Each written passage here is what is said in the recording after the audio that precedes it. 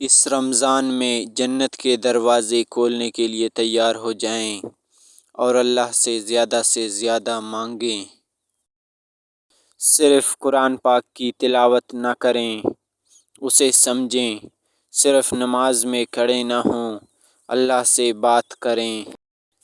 اس رمضان کے مہینے میں جب فجر کی اذان آئے تو خوشی آپ کے دروازے پر دستک دے اور آپ کا گھر برکتوں اور رحمتوں سے بھر جائے۔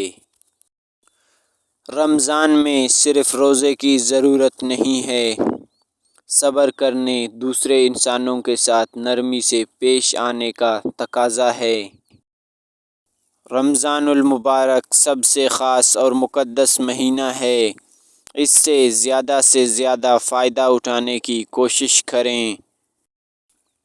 آپ صلی اللہ علیہ وسلم نے فرمایا، 3 آدمیوں کی دعا رد نہیں کی جاتی: عادل حکمران، روزہ دار حتیٰ کہ روزہ افطار کر لے، اور مظلوم کی۔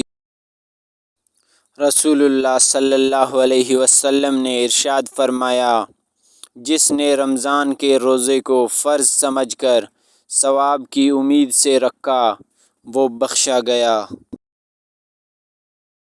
رمضان المبارک میں شیاطین کے قید ہونے کے باوجود بھی گناہ ہمیشہ وہی لوگ کرتے ہیں جو جان بوجھ کر گناہ چھوڑنا ہی نہیں چاہتے اور اپنے نفس کے غلام ہوتے ہیں۔